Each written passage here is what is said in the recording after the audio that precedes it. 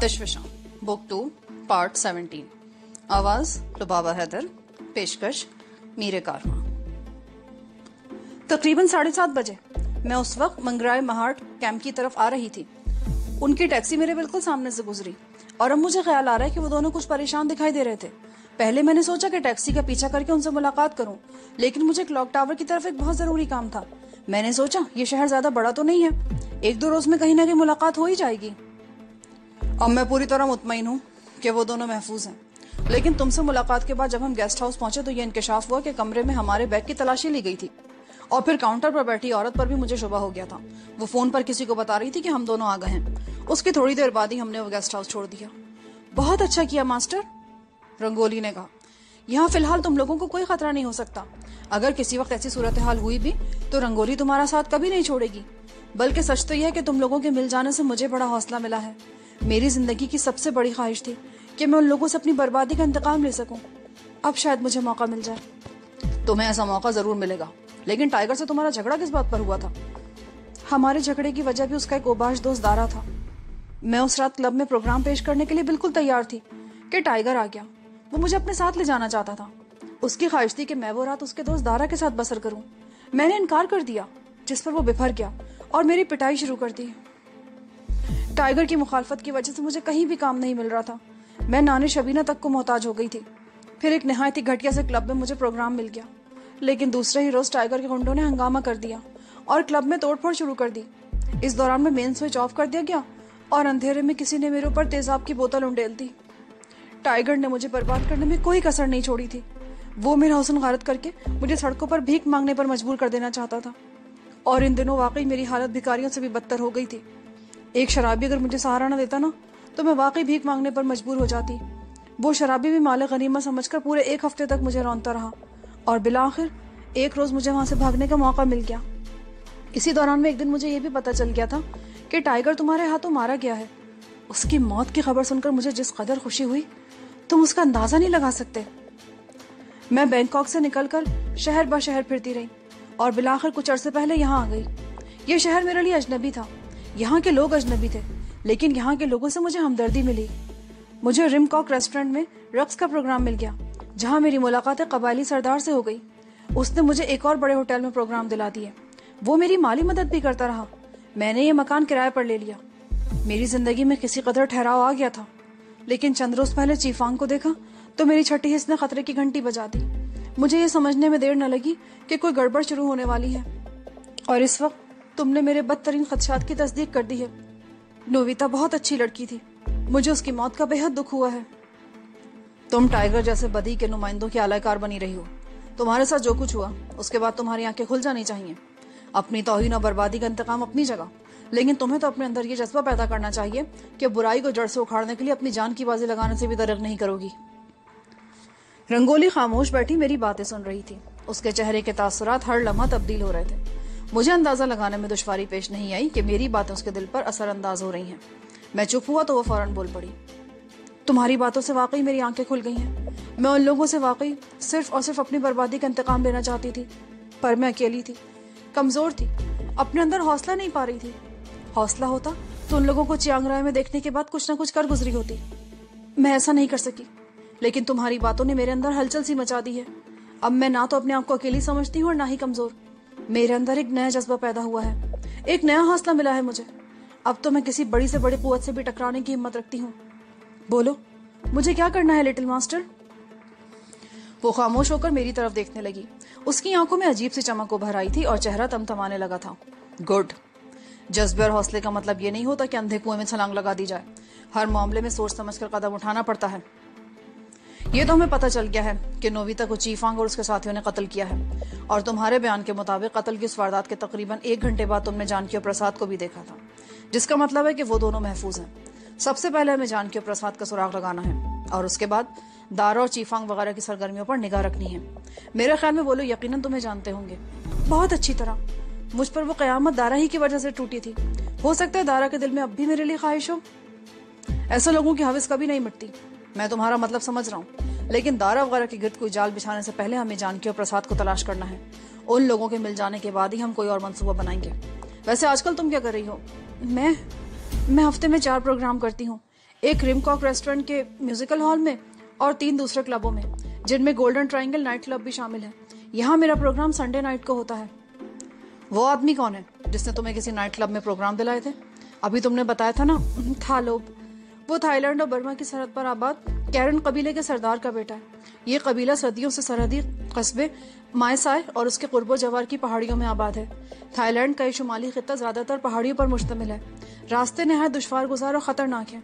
पहाड़ियों में दर्जनों कबीले आबाद हैं, जिनमें मेओ, याओ, कैरन, एको, लाहो, लियो कबीले शामिल हैं।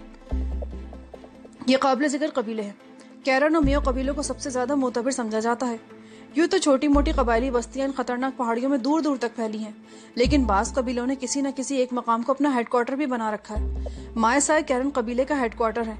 अरसा पहले ये चंद घरों पर मुश्तमिल एक छोटी सी बस्ती हुआ करती थी, लेकिन अब इससे एक तरक्की याफ्ता कस्बे का दर्जा हासिल है। यूं तो इन पहाड़ियों में आबाद बेशतर कबीले जदीद तहजीब से कतई नाआशना है। बहुत से कबीले तो ऐसे हैं जो अब भी गारों और पत्थरों के दौर की जिंदगी गुजार रहे हैं, लेकिन बास कबीले ऐसे हैं जो जदीद तहजीब और इल्म की रोशनी से बहरावर हो रहे हैं। कैरन कबीले का शुमार भी ऐसी तरक्की याफ्ता कबीलों में होता है। उस कबीले की तरक्की में मौजूदा सरदार ने बड़ा अहम किरदार अदा किया है। थालोब उस सरदार का इकलौता बेटा है जिसने चियांग माई यूनिवर्सिटी से आला तालीम हासिल की है और गुज़िश्ता 2-3 सालों से चियांग रैम में रिहाइश पजीर है। यहाँ बास कारोबारी कंपनियों में उसके बाप के शेयर्स हैं। वो इन कंपनियों के कारोबार की देखभाल भी करता है। सुनने में तो ये भी आया कि गोल्डन ट्रायंगल होटल और नाइट क्लब में भी उसका शेयर है, लेकिन इसकी तस्दीक नहीं हुई और ना ही कभी मैंने इसकी जरूरत समझी। थालोब बहुत शरीफुन्नफ्स और हमदर्द इंसान है। मेरी मुलाकात रिमकॉक नाइट क्लब में उससे हुई थी। उसी की वजह से मुझे गोल्डन ट्रायंगल और बास दूसरे क्लबों में प्रोग्राम मिले। मेरा ख्याल है वो मुझे पसंद करने लगा है, लेकिन आज तक वो दिल की बात जुबान पर नहीं लाया। उसने मेरे लिए बहुत कुछ किया है, लेकिन उसकी शराफत का अंदाजा तुम इस बात से लगा सकते हो कि उसने आज तक मुझे छुआ भी नहीं। हम हफ्ते में सिर्फ एक मरतबा इकट्ठे बैठकर चाय और कॉफी पीते हैं, बस, इससे ज्यादा कुछ नहीं। और हमारी चंद मिनट की मुलाकात गोल्डन ट्रायंगल क्लब में हुई है, जब वहां मेरा प्रोग्राम होता है। क्या थालोब पर भरोसा किया जा सकता है? और क्या वो किसी आड़े वक्त में हमारे काम आ सकता है? ये बातें मैं किसी खास वजह से पूछ रहा था। अब तक मैं महाराजा मास्टर हुसैन की उंगली पकड़कर चलता रहा था। कदम कदम पर मुझे उनकी रहनुमाई हासिल रही थी, लेकिन अब मुझे जो भी कुछ करना था अपने तौर पर करना था। ऐसे जराए तलाश करना था जिनसे मुझे आगे बढ़ने में मदद मिल सके। चियांग राय में मुझे नोबिता से बड़ी मदद मिल सकती थी, लेकिन उसको मौत के घाट उतार दिया गया था और इत्तेफाक से रंगोली से मुलाकात हो गई थी। रंगोली काबिल एतमाद थी। वो उन लोगों से अपनी बर्बादी का इंतकाम लेना चाहती थी जो मेरे भी दुश्मन थे। इंतकाम का जज्बा ही उसे मेरे इतने करीब ले आया था कि हम इस तरह बेतकल्लुफी से गुफ्तगू कर रहे थे। रंगोली के तवस्सुत से मैं कुछ ऐसे लोगों से भी राब्ता करना चाहता था जिन पर भरोसा किया जा सके और जरूरत के वक्त वो मेरे काम आ सके। इसी हवाले से थालोब के नाम में मुझे बड़ी कशिश महसूस हो रही थी। मेरा ख्याल है कि थालोब पर भरोसा किया जा सकता है। मायसाय गोल्डन ट्रायंगल के साथ बिल्कुल साथ वाक़ है और ये वो खित्ता है जहाँ दुनिया में सबसे ज्यादा पोस्त की काश्त होती है। इन पहाड़ियों में आबाद कबीले भी पोस्त काश्त करते हैं, जिनसे अफ्यून तैयार करके फरोख्त कर दी जाती है और अफ्यून से ही मार्फिन और हीरोइन जैसी तमाम खतरनाक ड्रग्स तैयार होती हैं। कैरन कबीले के लोग भी पहले पोस्त काश्त किया करते थे, लेकिन कबीले का सरदार थालोब का बाप नौमरी में ही पोस्त के खूबसूरत और खुश रंग फूल में छुपे हुए जहर की तबाहकारियों से आगाह हो चुका था। उसने नौमरी से अपने कबीले में पोस्त की काश्त की मुखालफत शुरू कर दी और आज इस कबीले की हुदूद में पोस्त के बजाय मकई, लीची और स्ट्रॉबेरी जैसी चीजों की काश्त की जाती है। थालोब को भी पोस्त और उससे तैयार होने वाली मंशियात से शदीद नफरत है। उसे उन लोगों से भी शदीद नफरत है जो मंशियात का घिनौना कारोबार करते हैं। इसी हवाले से मैं कह सकती हूँ कि अगर जरूरत पड़ी तो वो हमारा साथ देने से इनकार नहीं करेगा। वैसे अगर तुम चाहो तो मैं उससे तुम्हारी मुलाकात करा सकती हूँ। क्या वो यहाँ भी आता है? नहीं, उसने आज तक इस घर में कदम नहीं रखा। हमारी हफ्तावार मुलाकात क्लब में ही होती है। ठीक है, मैं उससे जरूर मिलूंगा, लेकिन उससे पहले जानकी और प्रसाद को तलाश करना जरूरी है। तुम फिक्र मत करो, मुझे यकीन है कि वो एक आध दिन में कहीं न कहीं नजर आ जाएंगे। ये सारी गुफ्तगू मेरे और रंगोली के बीच हो रही थी। थाई खामोश ही बैठी रही। अब तो वो जमाइयां लेने लगी थी। मैंने दीवार पर लगी घड़ी की तरफ देखा। 3:30 बजने वाले थे। बातों में वक्त गुजरने का एहसास ही नहीं हुआ था। थाई को नींद आ रही है। मैं अच्छी मेजबान साबित नहीं हुई। तुम लोगों के आराम का ख्याल नहीं रखा। आओ मैं तुम लोगों को कमरा दिखा दूं। रंगोली के साथ ही हम दोनों भी उठ गए। थाई ने बैग भी उठा लिया। रंगोली हमें दूसरे बेडरूम में ले गई। मैंने सुना है तुम दोनों कभी एक दूसरे से अलग नहीं होते। यहाँ कमरे में भी एक ही बेड है। रंगोली ने मायनेखेज अंदाज में मुस्कुराते हुए कहा और बिस्तर की चादर उठाकर झाड़ने लगी। मैंने और थाई ने एक दूसरे की तरफ देखा, लेकिन दोनों में से कोई भी कुछ नहीं बोला। रंगोली बिस्तर दुरुस्त करके शब बखैर कहती हुई कमरे से निकल गई। थाई ने आगे बढ़कर दरवाजा बंद किया और बैग में से अपना शब ख्वाबी का लिबास निकालकर मुल्क बाथरूम में घुस गई। मैंने टी शर्ट और जीन्स पहन रखी थी। कपड़े बदलने का मूड नहीं हो रहा था। जूते उतारकर बिस्तर पर नींद दराज हो गया। चंद मिनट बाद थाई बाथरूम से निकल आई और खामोशी से बेड पर लेट गई। वो बहुत थकी हुई थी। बिस्तर पर लेटते ही उसकी आंखें बंद हो गईं और हल्के हल्के खराटे सुनाई देने लगे। मुझे उसके बाद भी देर तक नींद नहीं आ सकी। मैं बिस्तर पर नींद दराज नोबिता के बारे में सोचता रहा। नोबिता इन दिनों यहाँ आई थी जब हम कंचनबोरी गए थे। गोया कई हफ्ते गुजर चुके थे। यहाँ गालिबन वो दोबारा सेट होने की कोशिश कर रही थी और इसमें बड़ी हद तक कामयाब भी रही थी। उसके कॉटेज में मौजूद फर्नीचर और दीगर साजो सामान से तो यही तासुर मिलता था कि उसे यहाँ सेट होने में कोई दुश्वारी पेश नहीं आई थी। ये उसका अपना शहर था। जिंदगी का बेशतर हिस्सा यहीं पर गुजरा था। उसके बहुत से जानने वाले यहाँ मौजूद थे। उन लोगों से भी उसे बड़ी मदद मिली होगी। दारा वगैरह चंद रोज पहले यहाँ आए थे। दारा और चीफांग उसे अच्छी तरह पहचानते थे। मेरा अंदाजा था कि पिछले 1-2 दिनों के दौरान ही नोबिता उनकी नजरों में आ गई होगी। वो उसके कॉटेज पर पहुंच गए थे। वहां जानकी और प्रसाद भी मौजूद थे। मुमकिन है कि उन लोगों से भी तसादुम हुआ हो, लेकिन वो दोनों बच निकलने में कामयाब हो गए थे और नोबिता चीफांग वगैरह के हत्थे चढ़ गई थी। बहरहाल असल सूरत हाल प्रसाद से मुलाकात के बाद ही मालूम हो सकती थी। इस वक्त सुबह के 4:15 बज रहे थे। मैंने थाई की तरफ देखा। वो गहरी नींद सो रही थी। मेरी भी आंखें बंद होने लगी। मैं नींद में भी बेचैनी रहा। बार बार मेरी आंख खुलती रही। सुबह 7 बजे के बाद तो मुझे नींद आ ही नहीं सकी। रात भर जागने की वजह से आंखों में जलन और दिमाग में सनसनाहट सी हो रही थी। मैंने थाई की तरफ देखा और आहिस्ता से उठकर कमरे से बाहर आ गया। उस वक्त मुझे चाय या कॉफी की तलब हो रही थी। मैं किचन में जाकर कॉफी बनाने के लिए मतलूबा चीजें तलाश करने लगा, लेकिन मुझे ना तो कॉफी मिली और ना ही चाय की पत्ती। मैं किचन से निकलकर रंगोली के कमरे की तरफ आ गया। मैंने सोचा अगर रंगोली जाग गई होगी तो उसे कॉफी बनाने के लिए कह दूंगा। कमरे का दरवाजा भिड़ा हुआ था। मैं दरवाजा खोलकर जैसे ही अंदर दाखिल हुआ, ठिठक कर रुक गया। रंगोली सो रही थी। उसके जिस्म पर लिबास नाम की कोई चीज नहीं थी। मैं फौरन ही कमरे से बाहर आ गया और आहिस्तगी से दरवाजा बंद कर दिया और एक बार फिर किचन में आकर सामान की तलाशी लेने लगा। बिलाखिर मुझे कॉफी का डब्बा मिल गया। यह डब्बा पहले भी 2 मरतबा मेरी नजरों में आया था, लेकिन उस पर लेबल किसी और चीज का था, जिसकी वजह से मैं उसे नजरअंदाज करता रहा। मैंने पानी हीटर पर रख दिया। अभी पानी पूरी तरह खौला नहीं था कि अपने अक़ब में हल्की सी आहट सुनकर मैं चौंका। मुड़कर देखा तो रंगोली दरवाजे में खड़ी मुस्कुरा रही थी। उसके जिस्म पर घुटनों से ऊपर तक का हल्का सा शब ख्वाबी का लिबास था। मुझे जगा दिया होता, मैं तुम्हें कॉफी बना देती।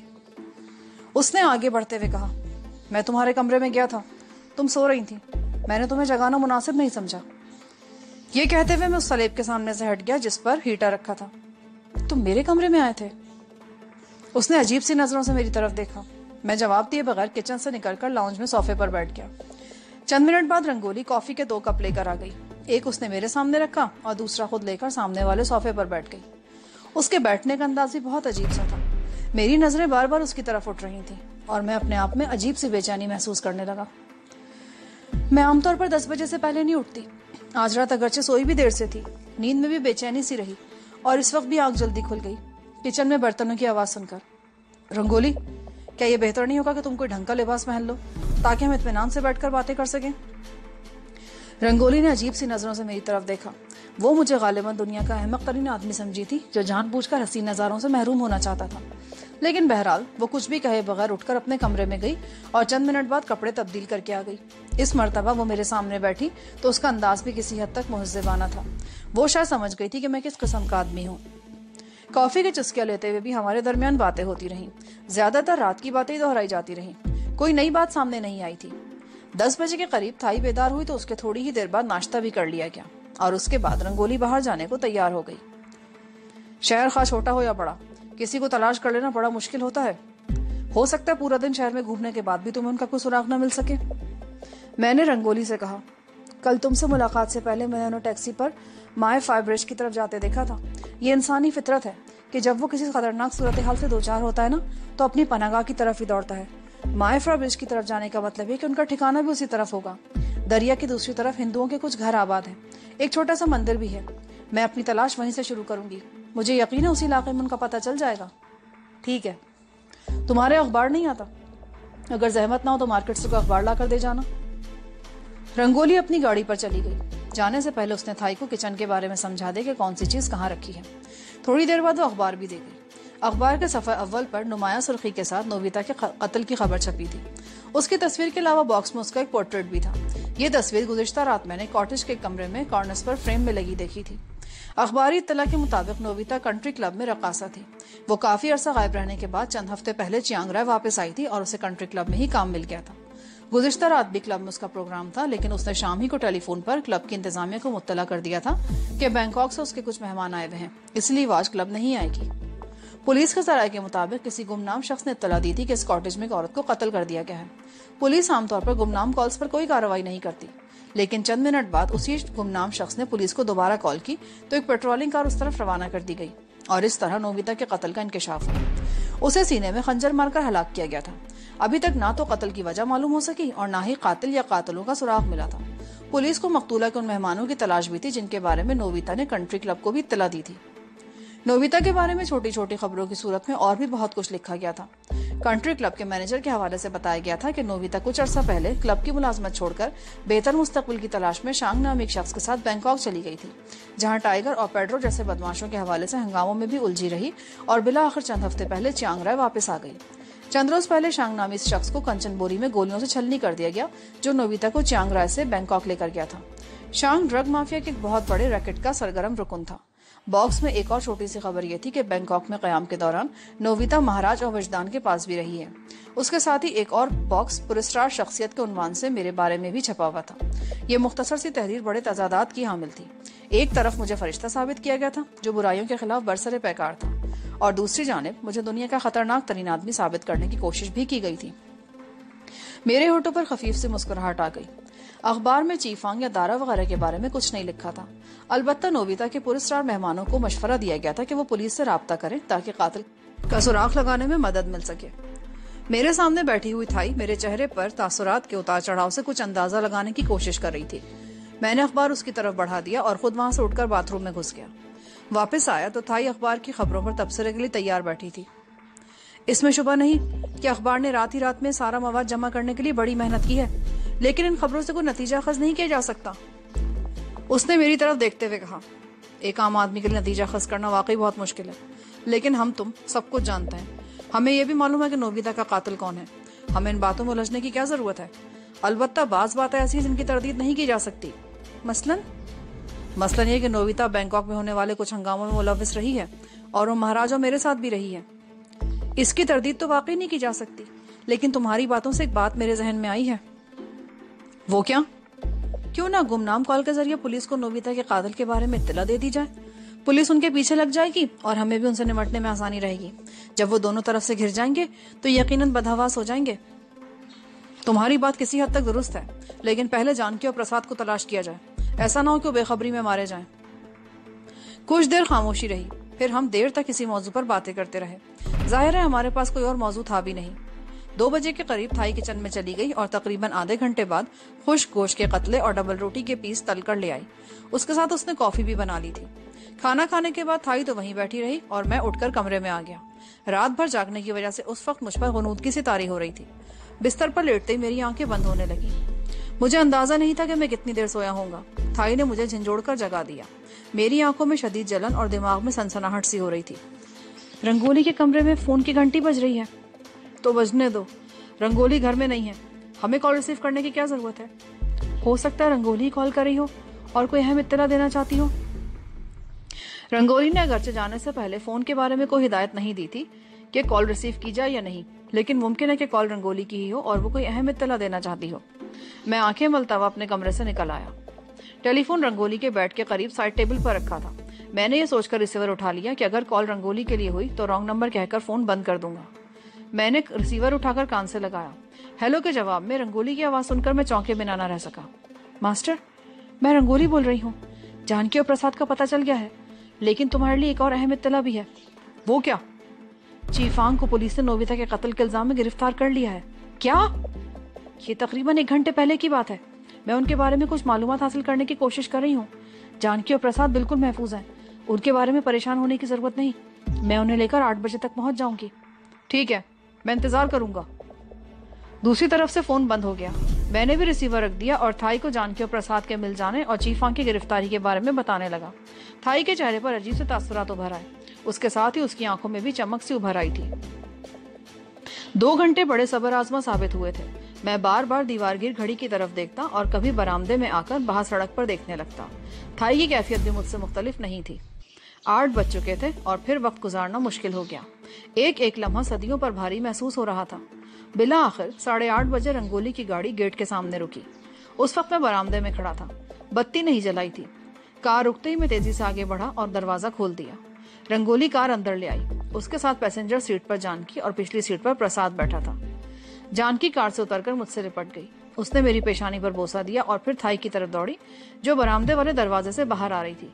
प्रसाद भी कार से उतरकर मुझसे लिपट गया। हमारा ये मिलाप देखकर रंगोली के चेहरे पर अजीब से तासुरात उभर आए। उसने ये मंजर देखकर बासानी अंदाजा लगा लिया था कि हम एक दूसरे को कितना चाहते हैं। रंगोली खाने पीने का बहुत सा सामान भी लाई थी। प्रसाद और रंगोली कार से सामान उठाकर अंदर दाखिल हुए तो हम भी अंदर आ गए। जानकी और प्रसाद की दास्तान बड़ी दिलचस्प थी। बैंकॉक से यहाँ आकर वो दोनों YMCA हॉस्टल में ही ठहरे थे, लेकिन 2 घंटे बाद ही वो चीफांग की नजरों में आ गए, जिसकी वजह से उन्हें हॉस्टल छोड़ देना पड़ा। मायकॉक रिवर के उस पार चियांग राय तायरन रोड के करीब ही हिंदुओं की एक मुख्तसर सी आबादी थी। जानकी देवी की एक जानने वाली हिंदू नर्स गुलाब देवी भी यहाँ रिहाइश पजीर थी। वो कुछ अर्सा पहले बैंकॉक के एक सरकारी अस्पताल में जानकी के पास काम किया करती थी।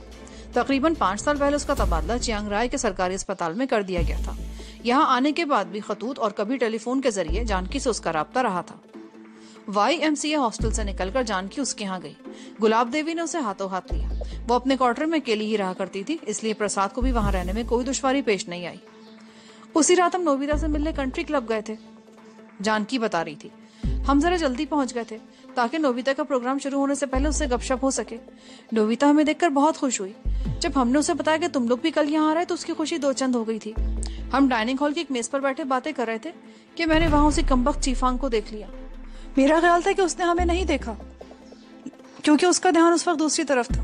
मैंने नोबिता को मोहतात रहने का मशवरा दिया और हम दोनों क्लब से निकल गए। हमने इस बात का भी ख्याल रखा था कि हमारा ताक़ुब न किया जा रहा, कोई मशकूक शख्स भी हमें अपने पीछे नजर नहीं आया।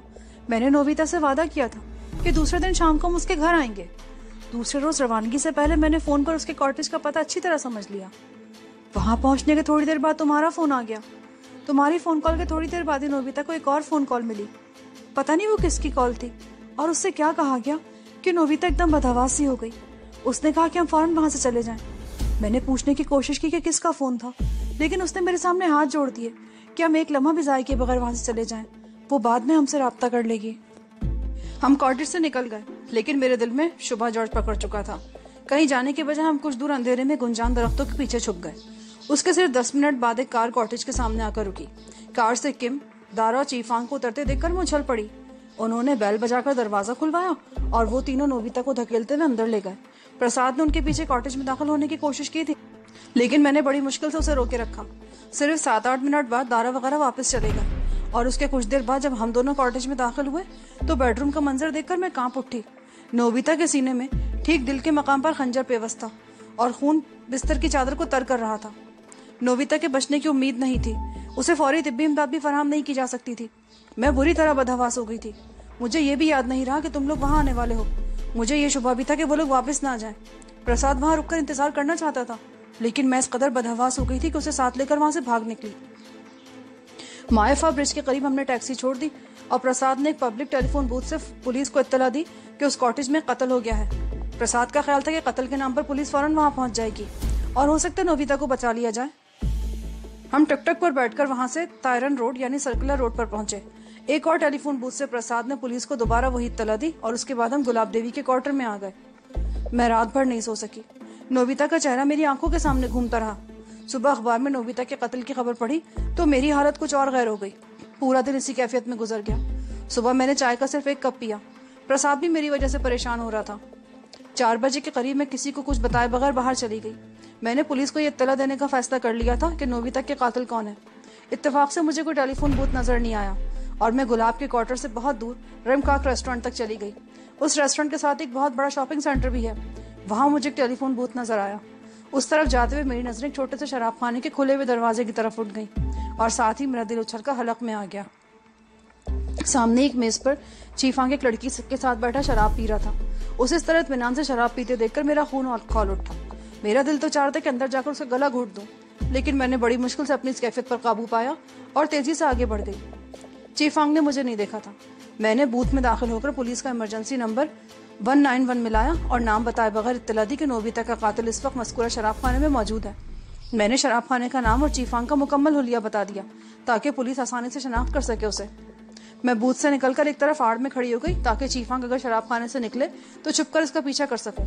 वैसे मुझे तवक्को नहीं थी कि वो वहां से जल्द उठेगा। 15 मिनट बाद पुलिस की 2 कारें शराब खाने के सामने रुकी। चीफांग ने पुलिस को देखकर वहां से भागने की कोशिश की, लेकिन पुलिस ने उसे धर लिया। चीफांग की गिरफ्तारी के बाद मुझे बड़ा सुकून मिला था, बड़ी तमानियत सी महसूस हुई थी। पुलिस उसे लेकर चली गई। मैं उसके बाद भी देर तक वहां खड़ी रही। फिर एक रेस्टोरेंट में बैठकर बड़े इत्मीनान से चाय पी और जब मैं वापस जा रही थी तो रास्ते में मुझे रंगोली मिल गई। उसने मुझे तुम्हारे और थाई के बारे में बताया। पहले तो मुझे उस पर शुबा हुआ, लेकिन उसने तुम्हारे और थाई के बारे में कुछ ऐसी बातें बताई कि मुझे उस पर एतमाद करना पड़ा। मैं उसे लेकर गुलाब के क्वार्टर में आ गई। प्रसाद अकेला ही था और मेरे लिए परेशान हो रहा था। मैंने उसे चीफांग की गिरफ्तारी का बताया तो वो भी बहुत खुश हुआ। रंगोली हमें वहां इंतजार करने का कहकर चली गई। उसकी वापसी तकरीबन 2 घंटे बाद हुई थी और फिर हम उसके साथ यहाँ आ गए। जानकी खामोश हो गई। जानकी और प्रसाद के चेहरों से अंदाजा लगाया जा सकता था कि पिछले 24 घंटे उन्होंने किस अजियत में गुजारे होंगे। तुमने इन्हें तलाश करके वाकई बहुत बड़ा कारनामा सर अंजाम दिया है रंगोली। तुमने भी गालिबन कुछ मालूम करने की कोशिश तो की होगी। हाँ, इसीलिए देर हो गई। चीफांग को तो पुलिस हेडक्वार्टर ले जाया गया था। उसे पुलिस के शिकंजे से छुड़ाने की कोशिशें शुरू हो चुकी हैं। मैंने फांगफन को भी पुलिस हेडक्वार्टर में जाते देखा था। रंगोली ने जवाब दिया। फांगफन? मैं उछल पड़ा। हाँ, वो ड्रग माफिया का एजेंट है। सुना है जनरल खोराट से भी उसके ताल्लुकात है। बहुत ताकतवर है उनका गिरोह और मुझे यकीन है वो लोग चीफांग को रात थाने में नहीं रहने देंगे, बल्कि मुमकिन है कि अब तक वो लोग उसे ले जा भी चुके हों। अभी ज्यादा वक्त नहीं गुजरा। ये मालूम करने की कोशिश की जा सकती कि मामला कहाँ तक पहुंचा। मैं मालूम कर लूंगी, लेकिन पहले खाना खा लूं। मैंने सुबह से कुछ नहीं खाया। आते झुलस रही है। मैं कुछ चीजें लेकर आई हूँ, अभी मेज पर लगाती हूँ। ये कहकर रंगोली उठ गई और फिर 15 मिनट के अंदर अंदर रंगोली और थाई ने मिलकर मेज पर खाना लगा दिया। खाने के बाद रंगोली ने लिबास तब्दील किया और तैयार होकर 10 बजे के करीब अपनी कार पर चली गई। उसके जाने के बाद हम लॉन्च में बैठे मौजूदा सूरत हाल और नोबिता के बारे में बातें करते रहे। जानकी को नोबिता की मौत का बहुत ज्यादा दुख हुआ था। रंगोली की वापसी रात 1 बजे के करीब हुई। उसका चेहरा सुता हुआ था, थकन के आसार नुमाया थे। हम सब उसके इंतजार में जाग रहे थे। वही हुआ जिसका अंदेशा था, रंगोली ने सोफे पर बैठते हुए थके थके लहजे में कहा। फांगफन 10 बजे के करीब चीफांग को छुड़ाकर ले गया। उसके लिए उसे खती रकम भी खर्च करना पड़ी। मेरी इत्तला के मुताबिक चीफांग को उसके थोड़ी ही देर बाद शहर से बाहर किसी खुफिया जगह पर भेज दिया गया है, क्योंकि उनके ख्याल में पुलिस दोबारा भी उस पर हाथ डाल सकती है। उन्हें उस औरत की भी तलाश है जिसने पुलिस को शराब खाने में चीफांग की मौजूदगी की इत्तला दी थी, और मैं दावे से कह सकती हूँ कि उनका शुबा तुम पर है। उसने खामोश होकर जानकी की तरफ देखा। जानकी के होठों पर मुस्कुराहट आ गई। अब मैं नहीं डरती, मेरा हीरो आ गया है। उसने मुस्कुराती निगाहों से मेरी तरफ देखा। एक और बात, रंगोली ने अपनी बात जारी रखते हुए कहा, मैंने दारा और किम के ठिकाने का पता भी किया है। वो दोनों राज यूथा रोड के करीब एक आलीशान बंगले में ठहरे हुए हैं। ये कहाँ पर है? यूं समझो हम इस वक्त शहर के मशरकी हिस्से में बैठे हैं। राज यूथा रोड शहर के इंतहाई मगरिब में वाक़ है। उस तरफ रिहायशी इलाका है। वहां से रोड आगे मज़ाफ़ाती इलाकों की तरफ निकल जाती है। तुम तो बड़े काम की साबित हुई हो रंगोली।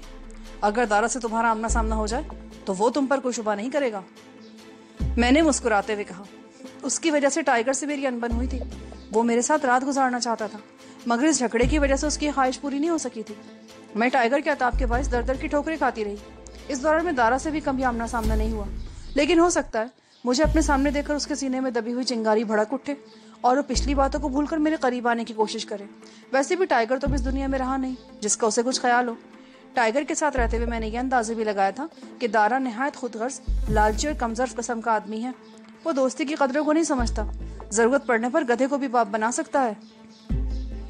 दारा के बारे में तुम्हारा तज्जिया बिल्कुल दुरुस्त है। तुम्हें इस तरह दारा के करीब जाना चाहिए कि उसे तुम पर किसी किस्म का शुबा ना हो सके।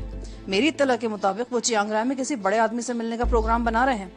जाहिर है मुलाकात निहायत खुफिया होगी, लेकिन तुम्हें यह मालूम करना है कि यह मुलाकात कब और कहाँ होने वाली है। पर एक बात जहन में रखना, अगर दारा को तुम पर किसी भी किस्म का शुबा होगा ना तो तुम जिंदा नहीं बच सकोगी।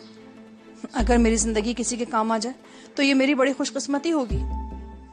रंगोली के लहजे में भरपूर अज़्म था। तो ठीक है, तुम कल से इस मिशन पर काम शुरू कर दोगी, लेकिन क्या अब हमारा यहाँ रहना ठीक है? इससे क्या फर्क पड़ता है? मैं तो इसे यहाँ घर नहीं लेकर आऊंगी कभी भी। वैसे ये इत्मीनान रखो, उसे कभी भी ये शुबा नहीं हो सकेगा कि मेरा तुम लोगों से कोई ताल्लुक है। तो ठीक है, अब अगर तुम लोग मुनासिब समझो तो थोड़ी सी नींद ले ली जाए। हाँ, मुझे तो नींद आ रही है। जानकी जमाई लेने लगी। मेरे और थाई के पास तो कमरा था ही। जानकी रंगोली के साथ उसके कमरे में चली गई और प्रसाद लॉन्ज में ही सोफे पर लेट गया। यहाँ पर पार्ट 17 का इख्तिताम होता है। आगे कहानी सुनने के लिए पार्ट 18 समाअत फरमाएं।